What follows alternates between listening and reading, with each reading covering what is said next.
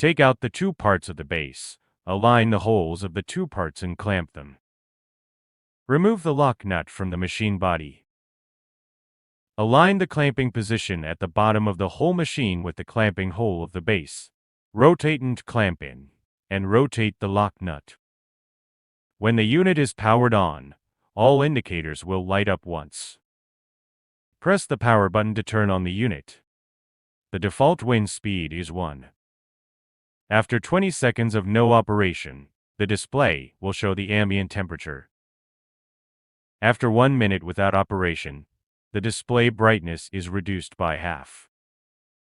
Press any key to activate. Press the speed button to select a fan speed from 1 to 5.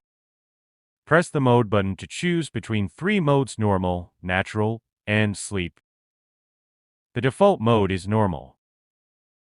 Press the timer button to set the timer from 0 to 12 hours. Once the timer is set, the display will alternate between the temperature and timer every 3 seconds after 20 seconds of inactivity. To cancel the timer, set it to 0 hour, or press and hold the timer button.